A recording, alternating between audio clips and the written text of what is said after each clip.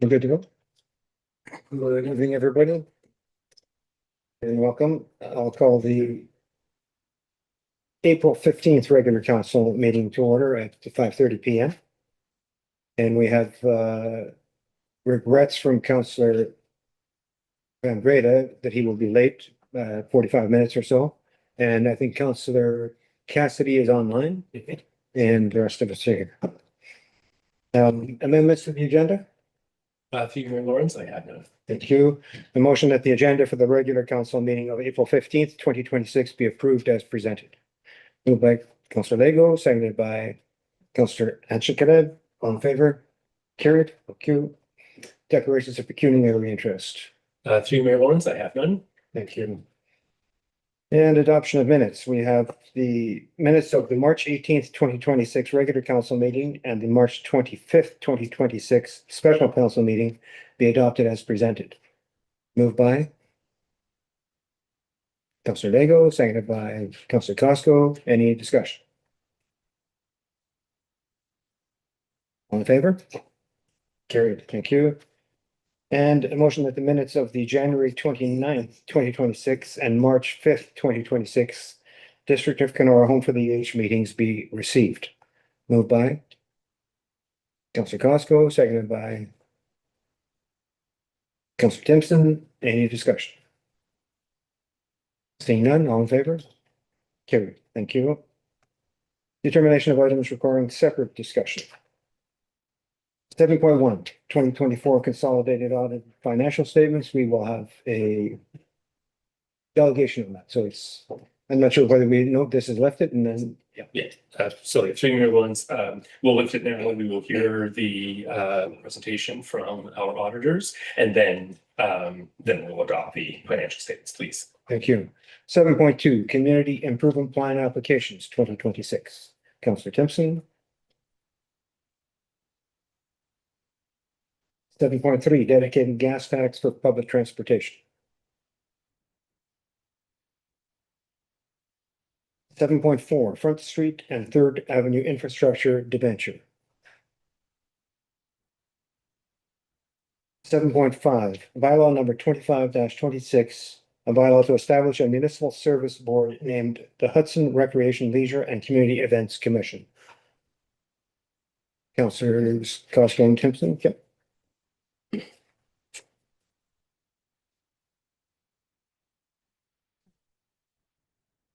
7.6, council remuneration, council term 2026 to 2030, bylaw number 24-26, Councillor Timpson. And that's it. So we have lifted 7.1, 7.2, 7.5, and 7.6. A motion that the items not requiring separate discussion, item 7.3 and 7.4. Be adopted. Moved by Councillor Timpson, seconded by Councillor Leo. All in favor? Carried. Thank you. Now we move to delegation, and I will turn it over to CAO to introduce the delegation. Thank you. Team Mayor Lawrence, thank you, and good evening, members of council, and staff, and those who are joining us virtually. We have Judy with us this evening from Doe Grant Thornton, our auditors, who will provide an overview of the 2024 audit and the audited financial statements. So I would like to turn things over to Judy, please. Thank you, Brian. So in your package, you should have a couple documents, and I'd like to start with the one that's actually labeled the consolidated financial statements. And then once we've walked through the statements, then we'll talk about the audit results. So just before we dive into the statements, just want to take a few minutes to remind everybody, what an audit is and what an audit isn't. So when we do an audit, we audit for what we call reasonable assurance. We can't audit for absolute assurance because you can't audit what's not there. So you'd never get absolute assurance. And when we audit for what we call a material misstatement. So we're not saying that these financial statements are perfect and have zero errors. What we're saying is that we're comfortable that we've done sufficient procedures to detect a material misstatement. So for example, if we detected a $100,000 misstatement, or if we didn't know there was a $100,000 misstatement, that would not be considered material to the financial statements as a whole. So we would be fine issuing a clean audit opinion. But if, for example, we detected a $1 million misstatement, that would be considered material. And if that was the case, our first step is to ask management to correct that level of misstatement because it's material. And if for whatever reason management did not want to correct that level of material misstatement, then it would actually change our audit opinion. So again, a reasonable assurance of a material misstatement. Also, when we do an audit, we don't audit every account, every transaction, every dollar that flows through the books. What we do at the planning stage is sit down and do some brainstorming and identify areas of risk. And by default, our audit approach is to spend more energy and more audit efforts in the areas of higher risk. And we spend less audit effort and less energy in the areas of lower risk. And when we do an audit, we do different techniques depending on the nature of the account and the risk involved in the account. So for example, on some accounts, we might say, let's put a dollar threshold and look at all transactions over that threshold. On another account, we might say, let's look at a comparison to budget in comparison to prior year. On another account, we might put all the details of the activity into the computer and let the computer pick a sample and test that sample. Also, we do look at your controls in terms of, understanding how we're going to approach an item that we're going to audit. But this opinion is on your financial statements. The opinion does not extend to internal controls. And in terms of who's responsible for what, so management is responsible for the financial statements themselves. And we have assisted management in drafting the financial statements for completeness and all the notes, but they belong to management. The audit report belongs to Doan Grant Thornton. In terms of council, because there's no separate audit committee, then council is deemed to be those charged with governance. And in that role, council has overall responsibility for approving the financial statements as a whole.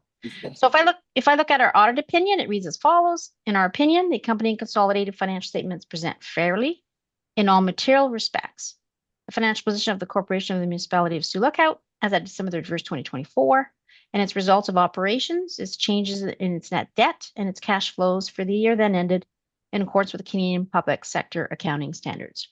So that is your clean audit opinion.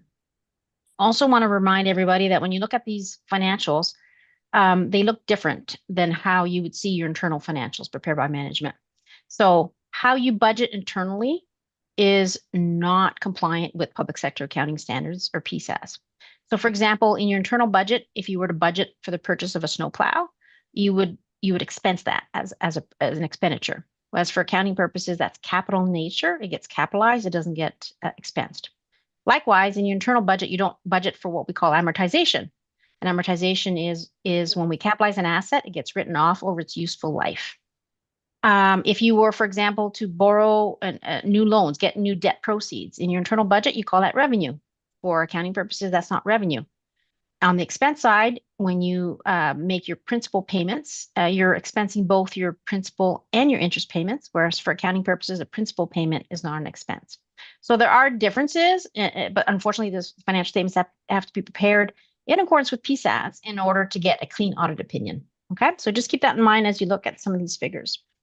So if we jump to page 3 of the financial statements, this is your statement of financial position, where you get to see your financial assets, your liabilities, and your non-financial assets. So your financial assets are things that are either cash at December 31st, 2024, or they're going to turn into cash at some point after. So you've got cash and cash equivalents of about almost $15 million, and that's just all of the bank accounts with respect to the municipality, including the airport and the library. You've got a huge increase in the cash balance, and you'll see later that there's a huge increase in the debt. So effectively, the biggest component to explain the increase in cash is there was cash flow from operations of about 9.2 million, cash flows from financing of about 5.3 million, offset by cash outflows of capital of about 9.4 million. Your taxes receivable, that's comprised of all the taxes that are owing to the municipality at December 31st, 2024, all current taxes, including all tax arrears, as well as interest and penalties on those tax arrears. Your user charges is pretty much your receivables for water and wastewater. Your accounts receivable is all other receivables. So all other amounts that are not taxes or user charges that are owed to the municipality, including things like any grants receivable, any HST rebates. Now you'll see a huge difference from the year before, and that's because in 2023, in receivables based on the timing of when the grant money flowed, at the end of 2023, there was NHFC grants receivable of about 1.1 million for the Hillcrest development and the Bigwood service extension. All of that money got received in 2024. And 2023 also includes HST rebates receivable about 1.9 million, whereas this year's HST receivable is only about 181,000. And that's because in 2023, there was all of 2023 HST rebates owing in that number, plus a little bit of pre-2023 carried forward because of arrears in filing HST rebates. Everything's all caught up. So 2024 only has November and December 2024 owing, compared to 23 had more than 12 months owing. Your inventories for resale, that's your airport fuel inventory. And your investment in government business enterprise, that has to do with the municipality is a sole shareholder of the Sioux Lookout Hydro. So for accounting purposes, it's called a government business enterprise, and you account for that by doing an equity pickup, 100% of the net income of the hydro, less your dividends. So it's really, you can't control that number. It's just the accounting for the fact that you've increased your equity position in that government business enterprise because they've had net income less your dividends that flowed to you. So you have financial assets of about 21.9 million. And when you look at your liabilities, you've got accounts payable and accrued liabilities. And this is made up of all the amounts that the municipality owes to third parties for either goods received or services rendered before December 31st, for which the invoice wasn't paid for till after December 31st. You've got deferred revenue of about 2.5 million, and that has to do with any grant money or any externally received donations where there are stipulations. So the funder is giving you money, but there are stipulations on how you are to spend that money, the timelines, as well as the nature of the eligible expenses. So just because you receive grant money doesn't mean it's revenue for accounting purposes. It only becomes revenue once you incur the eligible expenses. So until that happens, any grant money received before the eligible expenditures incurred gets deferred. It'll get received in the future once those expenses are incurred. So your ending balance is made up of unspent gas tax funds, about 194,000, OCIF funds, about 1.4 million, NORDS funds of about 421,000, and some externally restricted donations from donors of about 157,000. During the year, you received 403,000 of OCIF funding that didn't get spent, so it got added to the balance, as well as 212,000 of CTGP funding, again, not spent and got added to the balance. You've got your debt.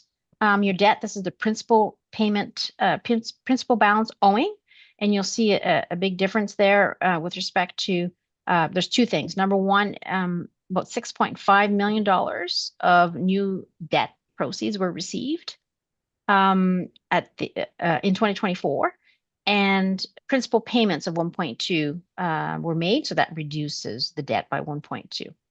Your asset retirement obligations, as you recall, this is new in 2023. Effectively, it is the landfill obligation with respect to closure and post-closure costs. And the amount includes $100,000 of estimated liability for the closed landfill, because you're into the maintenance stage, as well as 1.7 million for the active landfill.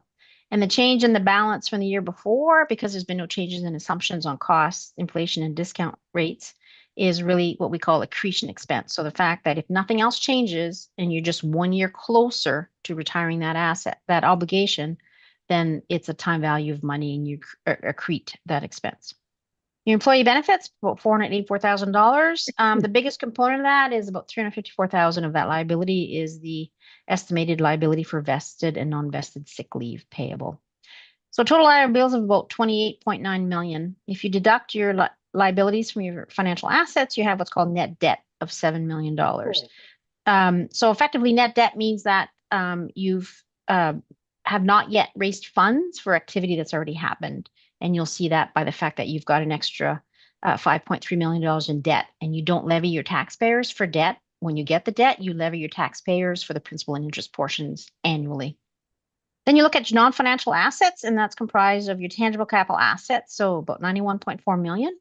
And that number is the accounting net book value. So your assets get added based on cost to acquire or cost to build. And then you amortize those assets based on their estimated useful life. So there's about $9.5 million of additions, offset by $3.4 million of amortization expense. Your additions are primarily the bigger additions related to assets under construction of about 8.6 million. You've got 3.8 million in the Hillcrest project, 0.5 million in Bigwood project, 3 million on 3rd and Front Avenue, and about 900,000 on airport washrooms. And your prepaid expenses, those are just items that you've paid for ahead of when the services are going to be rendered. And the biggest difference is just the timing of when the insurance premiums were paid. So last year, the insurance premiums were paid before year end relating to 2024. So depending on the timing of the payment and the period covered by the insurance coverage, then you end up with a prepaid expense. So your non-financial assets are 91.5 million. Now, just remembering that your tangible capital assets is the net book value is not the same as fair value if you were to put up a for sale sign and sell your assets. However, you're not in the business of selling assets because you need those assets to provide your municipal services. And that net book value is everything. It's your infrastructure, your buildings, your vehicles, your computers. Everything is buried in that 91.4. Schedule 2 has a breakdown of what those different components are. So when you deduct your net debt from your non-financial assets for accounting purposes, you have what's called accumulated surplus of 84.4 million. Now I want to pause here and just explain what that means. So if you jump to page 27 of the financial statements, you have Schedule 1. And it's really important to understand that the accumulated surplus is an accounting terminology. It's not the same as an annual surplus. It's not the same as a budget surplus. And you can see in here, you see the various components that make up that accumulated surplus for accounting purposes. So of the 84 million, for example, 91 million is simply your investment in your assets. Then you have unfunded amounts. So your debts, for example, your employee future benefits, your asset retirement obligations, those are all liabilities on the books, but you have not yet levied your taxpayers for it. And then you've got $9.1 million of reserves in that balance, as well as almost 10 million of reserve funds in that balance. And then you have your investment in the hydro. So again, just important to understand that the 84 million, what it means for accounting purposes. Any questions on that statement, page 3, before we jump to page 4? So, Nope. Okay, so on page 4 is your consolidated statement of operations. Yeah, are you working from this document or helping with This Steve? would be, Oh, okay. good, thank you. Carry on. So on page 4 is your statement of operations and accumulated surplus. And on this page, you see your budget figures. And again, these budget figures are public sector accounting figures, not your internal tax levy budget. So your revenues are comprised of your taxation revenue. So you're coming in a little bit below budget, and that has to do with the residential and farm taxation is below budget because there was you only budgeted $40,000 for tax write-offs, but the actual write-offs were closer to $400,000. So that extra write-off is actually reducing revenue. Your user charges comprised of your water and sewer billings, pretty consistent between budget and prior year. Your other fees and service charges, you'll notice that you're over budget, and that's good news. So you're over budget on various, there's lots of different lines in there. So sundry incomes over budget by 160,000, airport improvement fees over budget by 283,000, planning services over budget by 139,000. Your ICE facility rentals are over budget by 151,000, and your advertising fees are over budget by 160,000. So all good news. In terms of the year before, you're higher than the year before by about $700,000, almost $800,000. And when you compare 2024 to 2023 actuals, you have an increase in airport improvement fees of about $191,000. You had increase in train station property rentals of about $228,000. And that has to do because the lease wasn't signed until 2024. So when the lease was signed, you actually recognize revenue for 2022, 2023, and 2024 all at once. And then sundry incomes up about 163,000. When you look at your government's transfers, you're not too far off budget on the Government of Canada. But when you look at last year's, there's a huge decrease there. And that has to do with the fact that in 2023, the balance includes FedNor funding of about 1.6 million for the Big Wood and Hillcrest projects that were done in 2023. Your province of Ontario government transfers, you're below budget of about 1.9 million.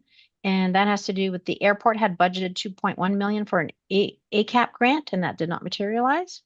And then you're below last year's grant funding by about almost 1.5 million. And that again has to do with the NOHFC portion grants of about 1.5 million for those same two Big Wood and Hillcrest projects. When you look at your investment income, you're over budget simply because the budget, your interest was realized was higher than what was actually budgeted. Interest is hard to budget for, but the rates have improved. Your sale of aviation fuel, that's again a number that's not always easy to budget, but you really don't have any control over the fuel prices. Your fundraising and donations from the public, you'll notice that the current year balance is over $100,000, and the bulk of that has to do with the fact that part of last year's deferred revenue was externally restricted donations of 97,000 that were applied to the washrooms, and therefore because the grant revenue and everything else in the washroom projects finished, that deferred revenue last year came into revenue this year, and you hadn't budgeted for that deferred revenue portion. And then the other big one is when you look at your other revenue, you're both above budget and above the prior year, and that just has to do with there was more land sales in 2024 compared to 2023. So your total revenues coming in at 40.7 million, which is a little over 100% of budget. And again, that budget is a public sector accounting standards budget, not a tax levy budget. When we get into the expenses, I just want to highlight that the version that you have is going to change slightly when we finalize after they're approved, simply because the budget figures that you're seeing in front of you are changing a little bit because the budget figures that were sent out in the package last week contained an error for airport capital items that needed to be removed, and they weren't removed in these numbers. And then the amortization expense has to be added, not deducted. So it doesn't change too much at the bottom, but it will change your budget total budget column in terms of your expenses. Instead of being 37.9 million, your budget expenses will be presented as 38.7 million. So when you look at your general government, you're below budget by about $321,000, and there's a lot of accounts that are over under, but when you look at the bigger ones, you're under budget in materials by 81,000 and contracted services below budget by 122,000. The next big one would be your protection to persons and property. Not too far off of budget, but higher than last year. And there's two big pieces that account for that increase over 2023, and that has to do with your policing expenses in 2024 increased by about 228,000, and your wages increased by about 201,000. Transportation services, with the revised budget number, you're over budget by about $640,000. And that has to do with, there's really two big components to that. One of them is being over budget on airport fuel purchases by about 984,000. And then that was offset by actually being under budget on wages and benefits by about 230,000.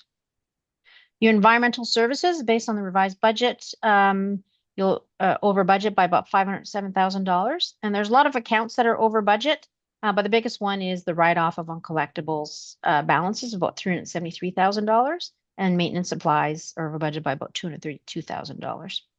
When you look at it compared to the year before, there's pretty much an increase across all categories of that segment. Pretty much every account is higher than the year before.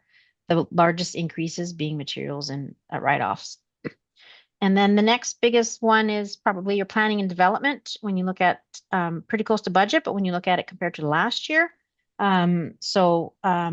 The bulk of that increase in planning has to do with increases in materials. So for accounting purposes, you have expenses of 39.5 million compared to a revised budget of 38.7 million. So coming in roughly at 102% of budget. So for accounting purposes, you get a net revenues before other items of about 1.18 million. There's a small loss on disposable of tangible capital assets. So you end up with an accounting surplus of 1.1 million. You add that to your accounting accumulated surplus opening balance of 83.3, and that's how you end up at the 84.4 that we previously spoke about. Any questions on that statement before we move on? Council, anything? See nothing, carry on. The next statement is a consolidated statement of changes in net debt. This is a statement that you do not see in your internal financials, but it is a requirement of the standards. And as we mentioned before, when you have a net debt balance of $7 million, this explains the change from the prior year balance of 2.6 million. You've increased your net debt by 4.3 million.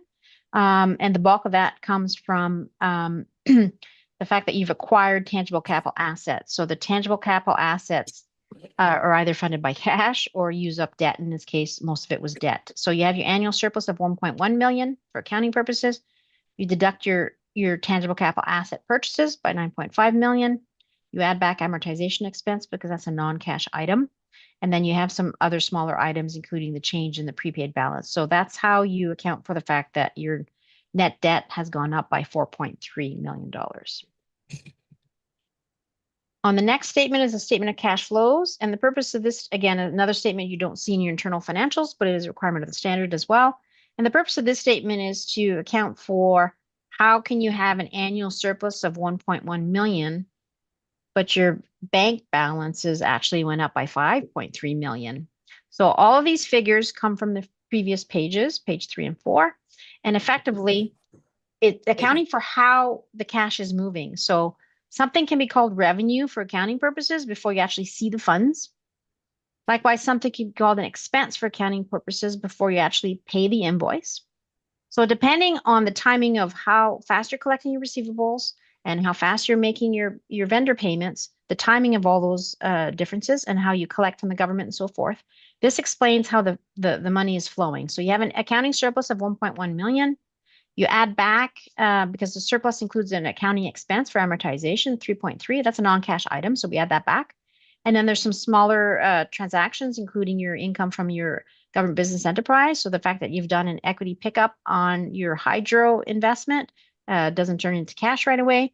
And then you have all the timing differences between your tax receivable, user charges receivable, accounts receivable. Here's where you can see that 3.3 million, which means you've collected receivables that were sitting there last year. So that's a cash inflow, as well as your capital. You've actually expended 9.5 million. So that's a cash outflow. And then you've got loan proceeds offset by your loan principal payments. So this accounts for the movement of cash to explain an accounting surplus of 1.1 million translated to an increase to the bank of 5.3. Any questions on those two statements that you don't normally see?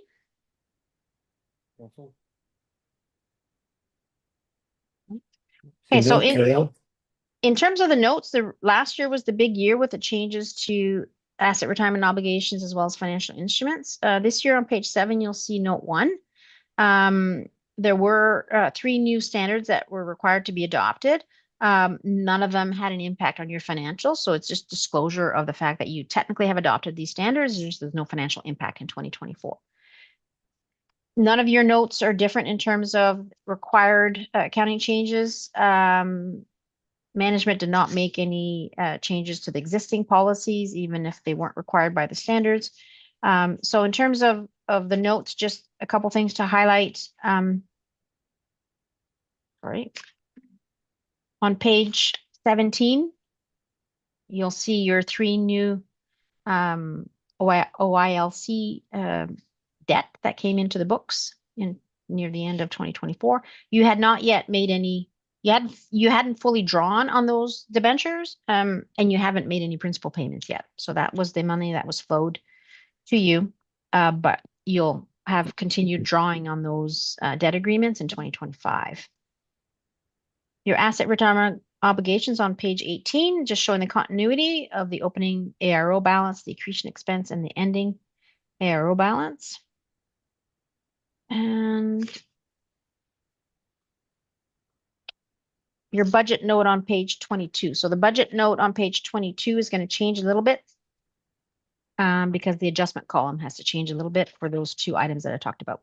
But this is what's explaining how you would have your budget for your tax levy and what you've approved in your bylaw, that what we call the PSAS adjustments that are required for accounting purposes to get you to what we call the PSAS budget, which is what you saw on page 4. So that those numbers will change slightly.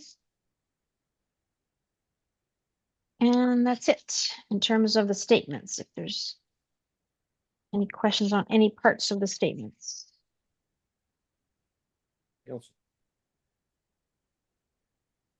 Seeing none? Nope. Okay, so the next report is the one that's on the Doane Grant Thornton letterhead. It's called Report to Council, Audit Strategy and Results. So issuing this report, so just if I step back a second, your financial statements are prepared and have to follow accounting standards. When it comes to how we audit your financial statements, we have to follow what's called Canadian auditing standards. So this report is issued to those charged with governance, that being council, and this report discharges Doane Grant Thornton's responsibility as auditors based on what the auditing standards say we have to communicate to those charged with governance. So I won't go through the whole thing, but just sort of in terms of a highlight is walking into the meeting tonight, we're done our audit. So we, in order to wrap things up, we require management to sign back the management representation letter, which you see in Appendix C, and that's just management representing to us that they've given us everything, they've disclosed everything to the best of their knowledge. It is one of the final steps in our audit. The next one is hopefully council approves the draft statements tonight.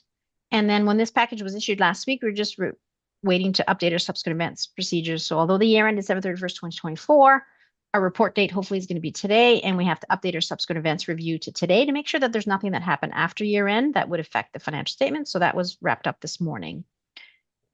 When we look at page 2, which is our audit risks and results, the first one is just a generic one, which is whenever there's changes in the economy and what's going on in the world, we always look at to see, how is it impacting the municipality? Do we need to do different risk assessments? Do we need to consider any potential disclosures? And in this case, there was nothing that needed to be done with respect to changing our risk assessments or adding disclosures.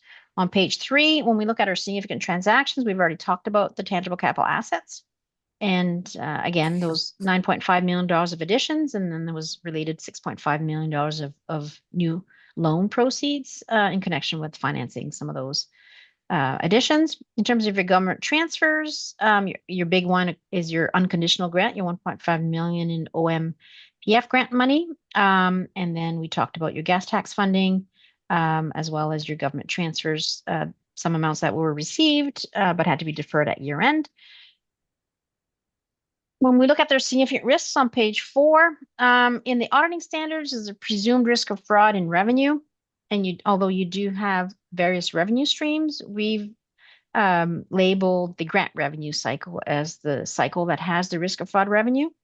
And there's a couple risks there. The first one is, if you have received funds before spending the eligible expenses and you have a surplus, there could be an incentive to either have fictitious invoices or claim ineligible invoices to avoid repaying the surplus, or you recognize your grant revenue too early based on the stipulations of the grant. So what we do for the audit is we review your significant grant agreements. We make sure we understand the grant stipulations, and then we trace a sample of the transactions of the eligible expenses to make sure those expenses were incurred in the right period, that they're appropriate to be recognized under the grant agreement. And we had no exceptions noted. In terms of the revenue fraud risk for management override, this is another presumed risk of fraud in our auditing standards. And that has to do with what we call journal entries. So no matter how good the controls might be over things like who can approve an invoice, who can sign a check, who can post, all that good stuff, at the very end, someone can use a journal entry to move things around in the books, okay? So an example of that would be if you had 2 grant agreements, one had a surplus and one had a deficit, and someone was biased to say, I don't want to repay the surplus. There could be an incentive to journalize and move grant expenses from the one that's over budget to the one that's under budget to make the surplus go away, Okay, so that's an example of a journal entry that would be used to manipulate the financial records. So what we do with journal entries is we look at the nature of the journal entries. Some of them have a routine month-end transactions, but then some of them, aren't necessarily routine, and we want to make sure that they have a business reason for the journal entry. We focus on journal entries that are non-routine, as well as journal entries sort of at year end where someone could be uh, manipulating the financial records. So again, it is a presumed fraud risk. This is our response, and we had no exceptions noted. And then in terms of just fraud and legal acts, if we became aware of something, we would obviously communicate, but we were not aware of anything. When we look at your page 5, the accounting practices in 20, as mentioned earlier, in 2024, you adopted what's called PS 3400 revenue, and that has to do with revenue recognition from items where you have performance obligations, for example. So if you haven't met the performance obligations, you can't recognize revenue until you met those obligations. Again, you've adopted the standard, but there's been no monetary impact on the financial statements. Then we get into accounting estimates, and accounting estimates, aren't always black and white. They could be gray because there's assumptions made. And your biggest estimates are your useful lives of the tangible capital assets and your asset retirement obligations. So when we look at tangible capital assets, it's not the asset itself that's an estimate because you paid what you paid for it, but its useful life is an estimate because if it's going to last 10 years, then you're writing off that asset over 10 years. But what if its useful life is actually turns out to be 15 years? Then your amortization expense would be smaller, but take longer to be recorded. So we look at your policies, which was based on your useful lives as well as the different categories. And we did have an adjustment during the year. So the amortization expense on its own looks fine for 2024. We did make an adjustment for about $91,000 with respect to an error in last year's amortization. Again, going back to 2023, it was a complicated year with asset retirement obligations. There was lots going on with that accounting standard, and effectively there was an error in how the asset side of the asset retirement obligation was being amortized. And although volume of the landfill, what's left of volume is relevant to the calculation, that what's left of the landfill to be used is based on the annual volume is giving you a number of years left. So the amortization should be based on years, not on the actual volume itself. The volume was an estimate for the years. So that we've adjusted that, it's flowed its way through. So by the end of 2024, everything's good. And then on the asset retirement obligation, that one there has a lot of assumptions in it. It's a big estimate because you have to have estimated costs in terms of what's it going to cost to close and then post-closure costs. Based on your annual volume and the site capacity, then you're estimating the useful life. When are you going to close the landfill? You're using volume to determine that. So that's the timing of when those expenses. And then after it's closed, your post-closure triggers for that. You have assumptions regarding inflation. So if you're using today's dollars, what's the cost going to be in 20 years if that's when you're incurring those costs? And then you have a discount rate for the time value of money. So there's lots of assumptions in there. And again, last year being the first year of that calculation being complicated, there was a small adjustment of $41,000 that we did in 2024 to fix up any loose ends that some of the small differences that were incorrect last year. So everything else is good with respect to those items. But those two adjustments that we made in the current year that relate to the prior year do show up later in our schedule of unadjusted misstatements. That was the accounting changes. When you look at the auditing changes, we did have one new auditing standard that was required to be adopted on the audit side for 2024, and that had to do with revised CAS 600 for group audits. So effectively, the municipality, when we do the audit, you're considered a group audit because you've got components in these consolidated financial statements. You've got a library component, you've got an airport component, and you've got your government business enterprise, your investment in the hydro. That's also a component.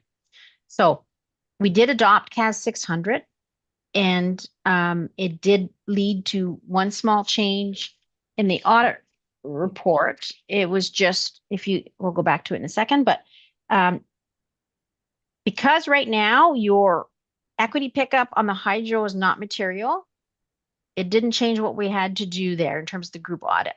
But under the old audit standards for group audit, we could just take the audited statements from the hydro, do some analytics, look at them, see if everything makes sense, and then do the equity pickup.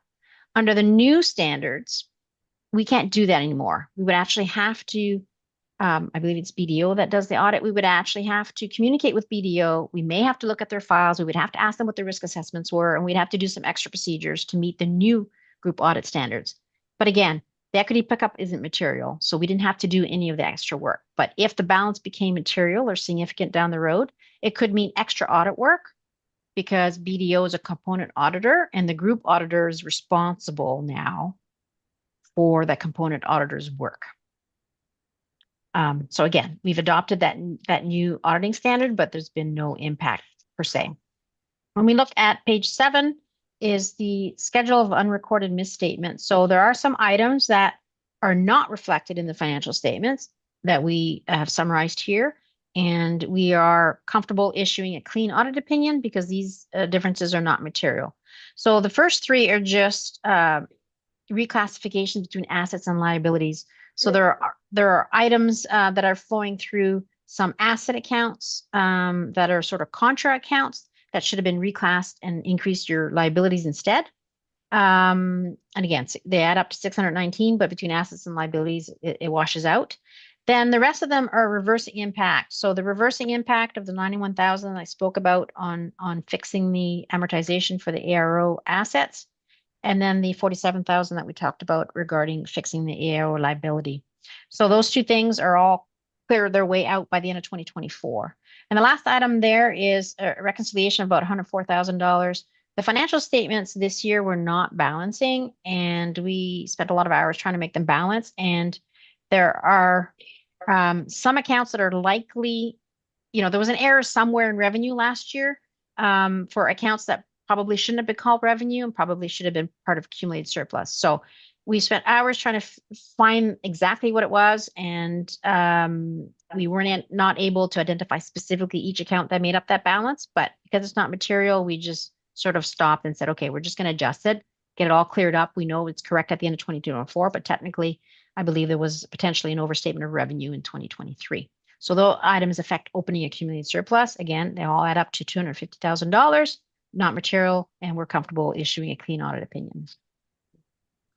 In terms of the rest, just confirming on page 8 that we are independent. So to be the auditors, we must remain independent. And there is an Appendix D, which is pretty much the same as last year, which is just reminding those charged with governance regarding the segregation of duties issues that exists, and just making sure that everybody stays diligent with the compensating controls, because it's not often feasible to fix the segregation of duties just by hiring more people. Sometimes the cost outweighs the benefits, but just reminding people that they have to remain diligent with the compensating controls to make sure nothing's happened. But it's just the better your controls are, the better the preventative controls can be. But if you can't prevent, you rely on detective controls. And then some technical updates regarding future standards that are coming out. So 2025 will be pretty quiet. There are no accounting standards changes, and there are no audit standards changes.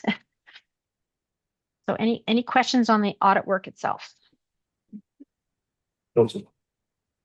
Just wondering, why are we not keeping this report? Seems to be very useful. Through you, Mayor Lawrence, we've never, in the past, we've never provided, this isn't something that is particularly for the public. It's just specifically for council. Council has never asked to keep it before in the past. It's actually a very good, from what I've glanced, it's a good summary of the process. I think it'd be useful if we could keep it.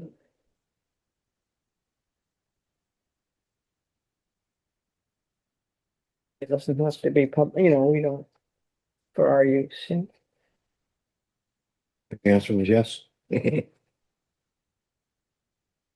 Okay. Anything further, council? Seeing nothing? Back to. So, through you, Mayor Lawrence, thank you, members of council, for your attention and diligence. Thank you very much, Judy. As always, Carly, I very much appreciate the professionalism and the considerable effort from yourself and your team. We really appreciate the ongoing productive working relationship that we share. So thank you and your team for all your great work as always. We really appreciate it. You're welcome. I would just say on behalf of council, thank you as well. It's, and thanks to staff, another clean audit is great. We wouldn't want it otherwise. And thanks for all the detail that some of which perhaps goes over or by our heads. But what we know is that an independent third party of auditors has reviewed the financials and we have a clean audit. So thank you very much. And a motion then, Stereo? So through Mayor Lawrence, the motion from the staff report then would read that council adopts the year ending December 31st, 2024 municipal consolidated audited financial statements as presented by Doe Grant Thornton LLP and April 15th, 2026 council meeting. Moved by Councillor Timpson, seconded by Councillor Dago. Any final discussion? Seeing none, all in favor? Carried. Thank you very much. Thank you. Thank you. Good night. Thank you. Good night. Next item on the agenda is item 7.2, community improvement plan applications. The council directs staff to award the following incentives through the community improvement plan and to enter into an agreement for the disbursement of these funds with each successful applicant. 158 Front Street, Sioux Physiotherapy Clinic, improved signage grant, $702.65. For a total of $702.65. 233 Third Avenue, Sioux Nonprofit Housing Corporation, accessibility grant, $4,668. Total of $4,668. And 376.5 Front Street, the Wills Building, facade improvement grant, $5,000. Building renovation and improvement grant, $10,000, total $15,000. The mover, Councillor Glasgow, seconded by Councillor Van Breda, and discussion starting with Councillor Timpson. I have no problems with these. I really do feel that we need to support the Legion and they not be punished because they were 10 days late. They are a group of volunteers for most part. It's often as a volunteer very hard to get things done on time, and I think they are the only basic concert hall or place for large events in town, one of them. And I think we have to report. I don't think that's fair that they be denied simply because they were late. I think we should make an exception based on what they offer this community and that they are a great service and they are volunteers. So. I would just say council set the rules and approved the bylaw that had the dates. So staff are really presenting a report that complies with the bylaws. But CIO, do you have any comment? Through Mayor Lawrence, again, always up to council's discretion. As you said, staff were following the rules that council created. I will also remind council that you've requested that the plan be reviewed at the end of 2026 and going into 2027. And so staff are already making notes. One of the things that we will propose when we revise the plan in 2027 is a longer application period, perhaps 6 weeks instead of 4, so that people will have an additional 2 weeks to work on their applications. Now, it is important to note that we do advertise in advance. We do reach out to organizations. We encourage them to contact us and work with us as they're working on their applications. So, it's entirely it's important to note that staff doesn't feel the Legion's project is valuable, but only that we were following the bylaw that council passed. So to Councillor Timpson's point, what would you feel about I mean, they're not on, sorry, the Legion isn't on this motion that's on the floor because they weren't compliant. What if a report came to a subsequent council meeting? If that's council's wish, we can do that. And what it is in terms of the fund, is there sufficient fund? We don't know. I don't know. Yes, there is sufficient funds available to cover the Legion project as well. So, Councillor Timpson, I'm going to suggest to council as a whole that we they're not on this motion, so we can't address it, but if staff brought a report back to next month, is that too soon? Nope, that's fine. And then if we feel that their application is solid, then we would approve it at that time. Be okay with that, council? Could it not be a friendly amendment just to add based on the information in the report? Because the resolution is based on what's in the report, and we happen to wish to alter a little bit of the red. I think to be fair to staff, to give them a month, I don't think that's going to take the Legion project off the books if it's CIO. Again, through you, Mayor Lawrence, the grant requested is for $10,000. It's under the building renovation and improvement grant. It is compliant with the CIP. And so that summary is in there. If council wants to see more information, we can certainly provide that in a separate report. Sounds pretty good to me. We can waive informality and make the amendment to council. I think we're friendly amendment. So CAO, thank you. You'll just add item 4 then. And you'll tell me what that item 4 is for the amendment. And this motion was put on the floor by Councillor Costco. Costello. You're good with? Yes. So in a moment, we'll have the revised.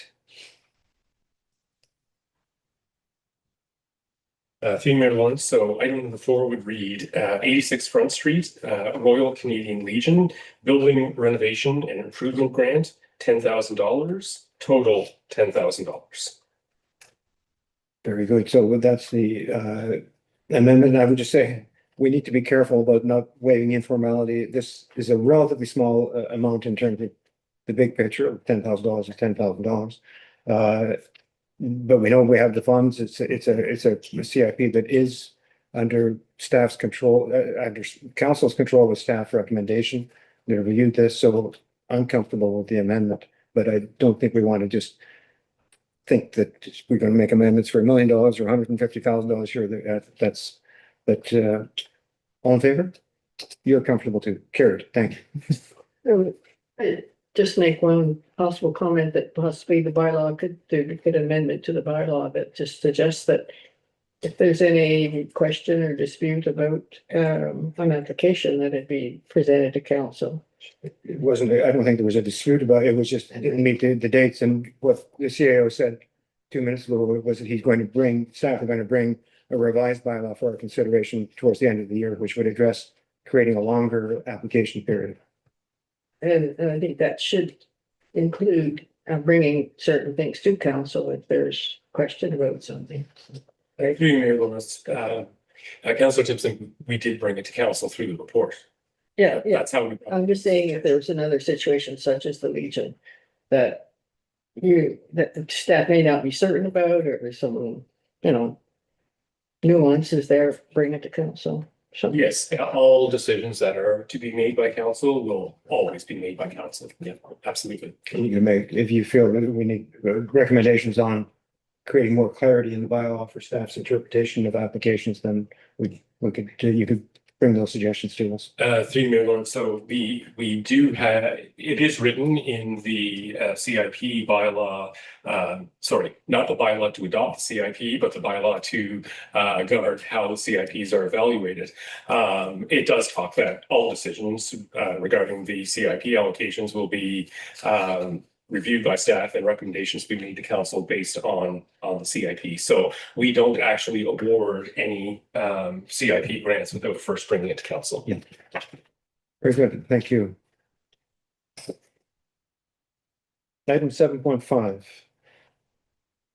The council gives first, second, and third reading to bylaw number 25-26, being a bylaw to establish a municipal service board named the Hudson Recreation, Leisure, and Community Events Commission in accordance with the Municipal Act 2001 as amended, and to establish the terms of reference and mandate for the commission. And further, the council directs staff to undertake all necessary administrative actions to recruit members to the commission and establish the administrative framework for the commission. Moved by Councilor Van Breda, seconded by Councilor Costco, and discussion starting with Councilor Costco. I was just reading the mandate of the commission and it says that it includes planning, promoting, delivering recreation and leisure programs in Hudson, organizing and supporting community events. And it goes on and on and on. And I just want to make sure, what protectionism do they have that this is a true partnership? That, that we're doing our fair share of the work as well. Like, I'm just worried that this, because they do a huge amount of volunteer work already, and they do want a little bit of freedom. But I just want to make sure, like, let's say it gets a little bit of balance or something, what protectionism do they have to come back to us to make sure that it's a true, healthy partnership on both halves? Absolutely. Through there, Lawrence. So the commission, not unlike committees, will present an annual work plan to council. And so they will generate that. So essentially they will determine their body of work for the year and what they're willing to do and what they're prepared to do. And then council will approve their work plan like council does with the other committees. So I sort of see that as the way of ensuring that really they're determining what they're comfortable taking on, as opposed to, the mandate is broad so that we're not constraining what they can do, but the actual work that they undertake will be reflected in the work plan which they will develop and present to council. So I think it's realistic that not every point of the mandate may be carried out by the commission every year. They may pick and choose what they feel is most important for the community, and follow through that way. So I guess that would be my way. And I think it's also important to note that, like our communities, the commission will also have a staff resource, which will be the recreation and culture manager. So that's really important, I think, for ensuring that communication and that support is there, so that it's really clear about who's doing what and how, when, and so on.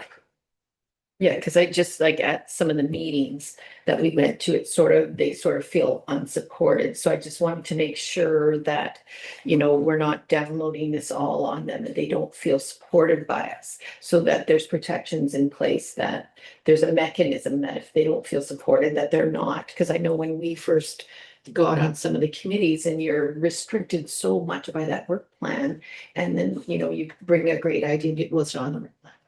And then you're sort of deflated. So I want to make sure that they have the freedom to do what they need to do, but still feel supported to do what they need to do. That's a true partnership. Councilor Timpson. No, I put my hand up because I knew Councilor Van Breda wasn't here to put his hand up. I wanted to hear if he had any comments. Thank you. I appreciate that. Just two questions. So the first one is, how would this go about to direct the town for the updates for the hall? So would that be in the work plan saying, we want to put acoustics in the hall, or, we want to make upgrades to the door to make it so that we don't need a key every time, we just have like a key fob, right? Would that be in the annual work plan, or is that something that we have to do ourselves? Yeah, so those types of things, like, I think the commission, I suspect, is going to want to look at the facilities from a broader picture, first of all. And certainly council is still looking at the facilities from a broader picture in terms of their future use. So I think it will be important to prioritize what people look at and in what order they look at them. Like, investing money in a facility that may be replaced may not be the best use of money.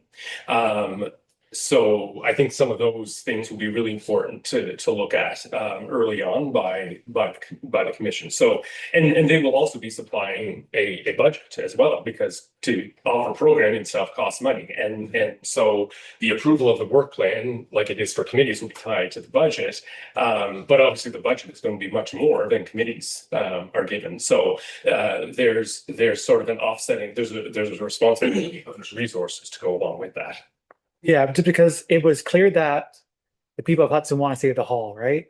So how do we go forward, right? How do we go forward with staying in the hall? Because the hall needs improvements ASAP, right? So does the commission make the recommendations that will come to council saying, we know we want new this, we want new that, and that'll come to council, If it's outside of their budget, yes. which it will be, yeah.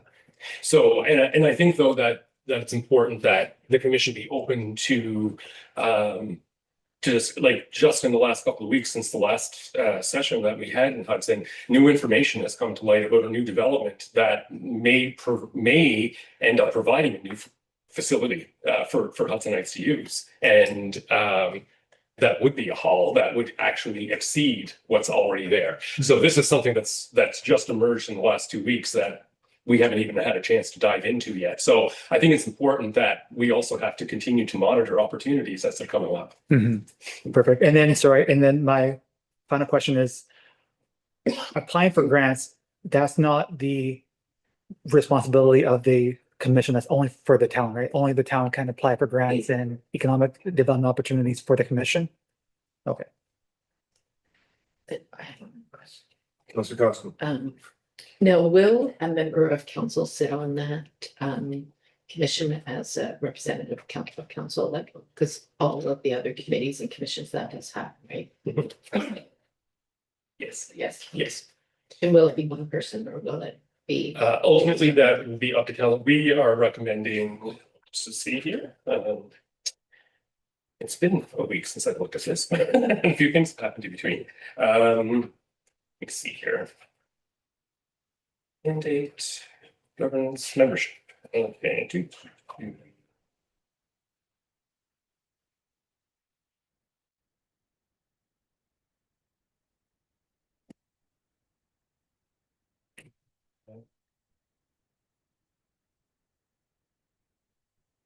so the commissioners shall have a minimum of 5, maximum of 7 commissioners, one of whom shall be a member of council.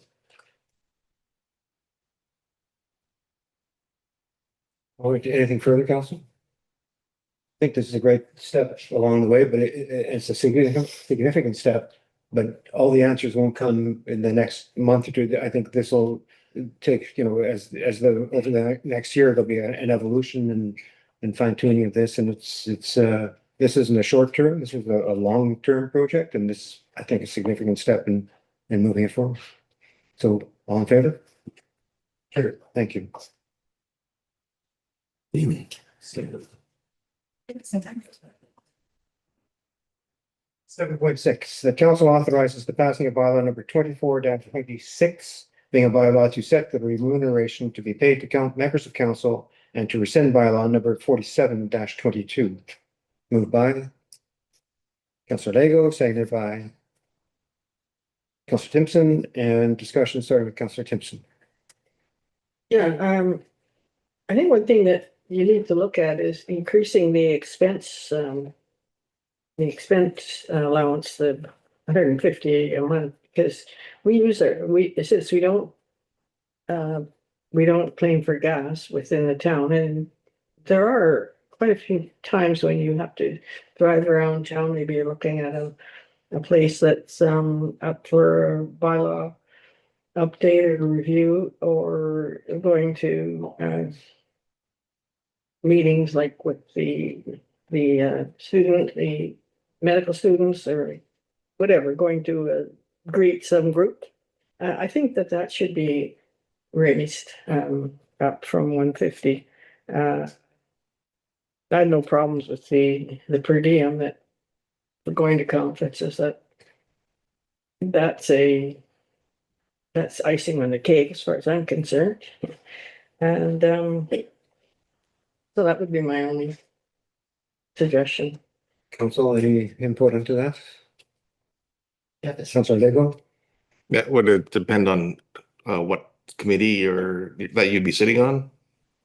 Through Mayor Lawrence, so we would be unable to increase this to use it for gas mileage because it's presently for telephone and internet, and then the rules with CRA change if you're giving an allowance for gas. So my recommendation would be that if council wishes to increase their access to compensation for in-town mileage, that you consider amending the council travel expense policy, because that's what speaks to gas and mileage and whatnot. So if that's the desire, then I would recommend that that policy be amended, because this is for telephone and internet, $150 a month.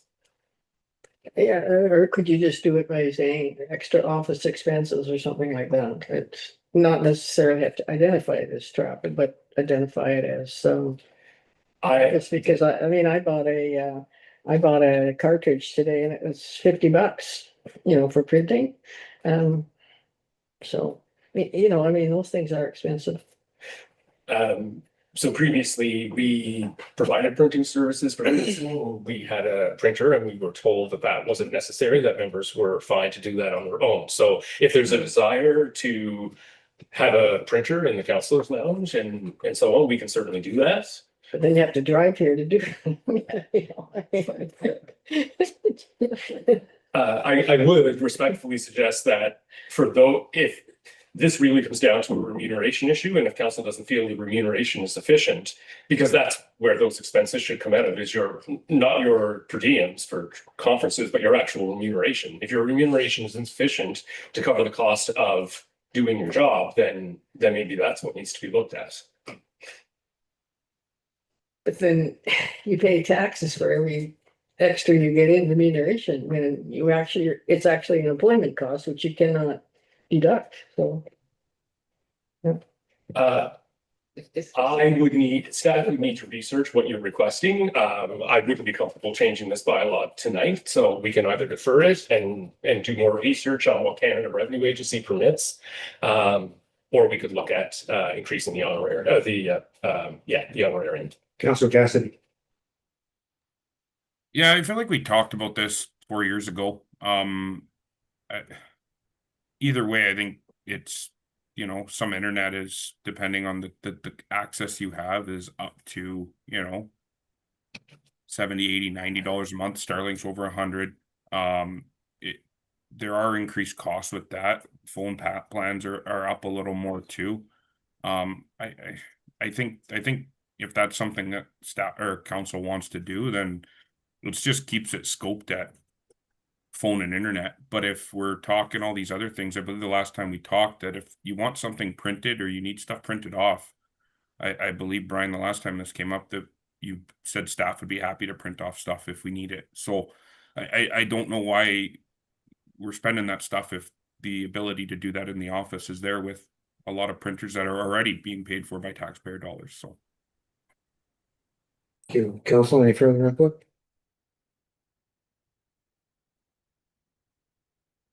So I'm comfortable with the 150 for stated telephone internet, because actually my cell phone costs have gone down. It seems like they have gone.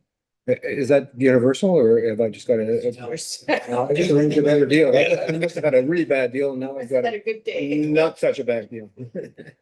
We'll admit, I probably pay like $200 a month for Wi-Fi in my phone bill. I think I probably got a bad deal. I got Bell. We want to talk about who Minus 200 as well. So council, do you think that the new council coming in would appreciate an increase of the 150, and could that be supported in the telephone internet? Yeah. By $50 a month to $200 a month? And having said that, we will leave the other part alone as a. So, who moved to this, Council Constable, I think, or Council Timpson? Sorry, who was the mover? Council Timpson lifted it, but, Absolutely. Councillor Layton. Yes. Friendly amendment, could we call this a friendly amendment with a revision to the telephone internet allowance from 150 to $200 per month? Good with that, council? So with that friendly amendment, all in favor? Carried. Thank you. And that concludes the reports. Bylaws. How do you feel? Good.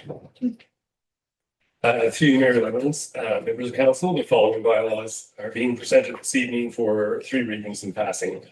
Bylaw number 20-26, a bylaw of the Corporation of the Municipality of Sioux to authorize long-term borrowing pursuant to the issue of debentures to Ontario Infrastructure and Lanes Corporation, OILC, in the principal of $2,527,660 towards the cost of capital works. This is the front end third project.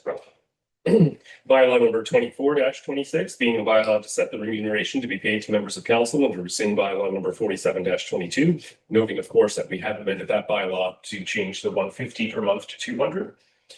Bylaw number 25-20, Municipal Service Board, named the Hudson Recreation, Leisure and Community Events Commission. Bylaw number 26-26, being a bylaw to authorize the mayor and the clerk to enter into and execute the municipal funding agreement for the transfer of dedicated gas tax funds for public transportation program between the corporation and the municipality of Sioux and His Majesty the King in right of Ontario, as represented by the Minister of Transportation for the province of Ontario. And the bylaws numbers 20, 26, 24, 26, 25, 26, and 26 be read the first, second, and third time and passed.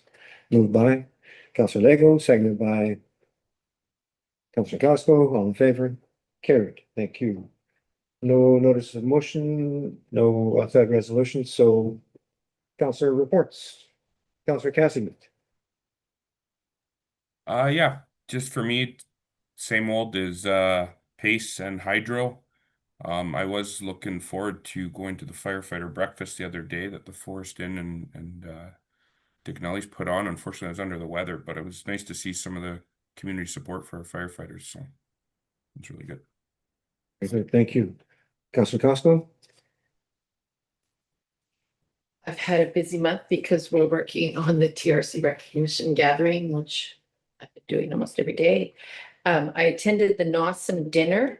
I also went to the special council meeting. I visited the high school leadership class that's run by Nicole Carboni, and we have partnered with them last year on a TRC initiative. So they're coming out to help us with a little bit of a setup on the TRC recognition gathering. And I talked to them a little bit about council and the importance of TRC work, and they are a really great group of kids, and Nicole is doing amazing work in that class. I was very impressed.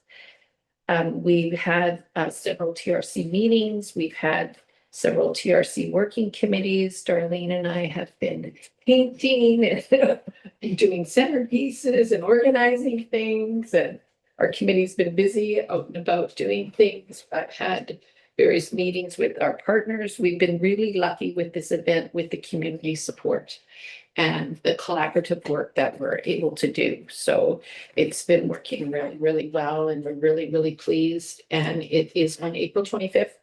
Everyone is welcome. You do not need a ticket, but we would like, if you could reserve a seat if you want to. If not, if we're over capacity, there will be bleacher seating. So we're looking forward to it, and hopefully it's a huge success. Thank you. Councillor Timpson.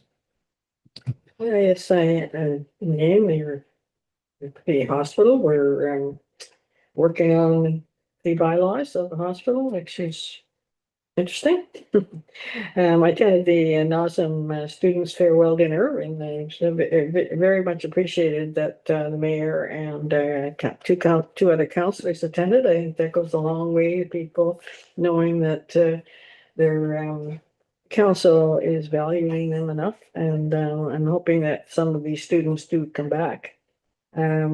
Library board meeting, nothing to report there.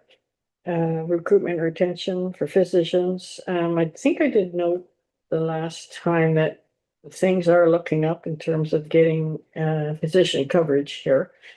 And not where we want, not where we need to be, but it is starting to look more positive. And they are putting on an extra shift at the hospital for emergencies.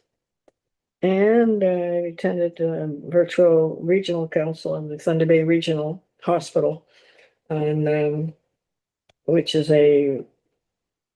it's a council that consists of people from all the hospitals, and they talk about regional issues. And one of the issues that has been pushed is why are good students from our area not being accepted in NOSM, having to go to places like BC when they are bringing up people from Southern Ontario.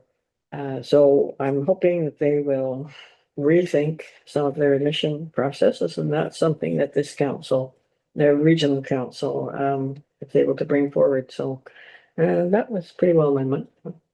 Thank you. Councillor Van Breda. Thank you. Sorry for being late. For this meeting, this evening I had a busy day up in Sandy Lake for work. I attended the traffic bylaw meeting earlier in the month, and then I attended the environment committee meeting. I attended the Jesse Terry events with the chamber at the recreation center and the one at the arena on Monday. Attended the firefighter breakfast at the Forest Inn, which was really well done, really busy as well. And attended the NOSM dinner, and that was good. I stayed right until the end talking with the locums and the doctors, and I feel like they really appreciated being up here in Sioux. A lot of them had a lot of good experiences, good things that happened to them up here, and they only had good things to say, so it's good. Thank you. Councillor Daigle. Yeah, missed the traffic meeting. I was under the weather. I heard it was a good meeting. And just had an LCC meeting last night. Not much going on, some technical issues with the teleconference. So it was a short meeting. Just one minor amendment was passed due to the issue with a bridge on the Botsford Road that doesn't have the capacity to take bigger trucks. So they have to put in a different road. So that was the only issue. And it'll be sent out to people to make comment on. So that was my one. Thank you. Councillor Ranger Kennedy.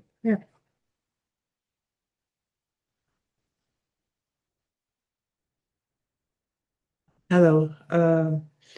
For the past month, we haven't had a meeting of the Police Services Board, so that'll be coming up soon, at the end of this month. And what else? The TRC committee, we've been meeting, we've been working, and things are moving along good. We have good support from the community, and people are well aware of what we're trying to do. And it's been good because we are promoting reconciliation through this committee. And wherever I go, travel, people do say that Sulicode is doing really, really well with regards to, tackling some of the 94 recommendations, that the National Truth and Reconciliation have brought, with the late Justice Murray Sinclair, when they put out those 94 recommendations. And currently, the environment in Canada, they are looking at a lot of denialism that is happening. And we've had some of it here before with the beginning of the TRC committee that we have. And our the approach that we did was to actually bring that person to a meeting and to talk with them, and so that's one way we have dealt with denialism. So anyway, but for Sulicode, I think we do have a lot of people who are supportive, a lot of schools, institutions here, and the organizations. We're peaceful town, so hopefully it'll stay that way. And I attended the dinner with the doctors and the students too. That was really educational, and I appreciated that. And I went to the fire breakfast, but I didn't bother waiting because I had to be back at the office for 10. So I thought I'm not going to get through that lineup. But anyway, yeah, that's about it. So thank you. Thank you. Yeah, and I would just echo that the TRC gathering is April 25th, Saturday evening, at the old high school. What time starting? 5 o'clock. 5 o'clock. My month was the usual Kenora District Services Board meeting, Northwestern Health Unit Board meetings, and strategic planning goes on with the health unit. And I think staff were engaged in some of the reach out for that as well. Special council meeting. I had a meeting when we were at Roma. We had the Ontario Medical Association made themselves available for meetings, and as I had done several years ago at AMO, the Ontario Medical Association, they serve a 1-year term. This was Dr. Abdu Rahman, and invited her to come to Sioux Lookout. I think she might have come to, she came to Sioux Lookout and she toured Manayawin, spent an hour plus with me here at the office. And then they were meeting with medical doctors that evening and again the next day. It was very, so I had Dr. Abdurrahman and the incoming president. They served 1-year term, and the incoming president's name escapes me. I'll meet her again. And two staff members. So it was very good to be able to sit down with them and carry on our conversation. Dr. Abdurrahman had an interest in Sioux Lookout, I think, because her father was a doctor here about 50 years ago at the Zone Hospital. So it was kind of interesting. And he hasn't been back since, but he's talked to his daughter, who is now a doctor, and she came. And that's the way I think that Councillor Timpson has observed people do come back, and we're known in other places. Special council meeting, and then the Jesse Terry celebration on Sunday afternoon. Thank you, staff, for your work in helping to put that together. Jesse came, and it was, I think, a well attended. 50, 60 people attended that event, and was well done. I think Jesse appreciated it, and the community appreciates his achievement. So that was the month that was, and now Councillor Cassidy, I think we have to say goodbye, and we're going into the closed session. So Yep. Have a good Good evening, evening. everyone. Take care. thank you. Take care. Thank you. Motion the council moves into closed session at 6:50 PM to discuss matters of general nature as noted below, subject matter relating to a position, plan, procedure, criteria, or instruction to be applied to any negotiations carried on or to be carried on by or on behalf of the municipality, local board, pursuant to the Municipal Act 2001 as amended, section 239 K, one item, big group. And subject matter relating to a proposed or pending acquisition or disposition of land by the municipality or local board pursuant to the Municipal Act 2001 as amended section 239 2B, one item, Hudson Development Proposal. Moved by Mr. Timpson, seconded by Councilor Van Breda. All in favor? Carried. We will move into closed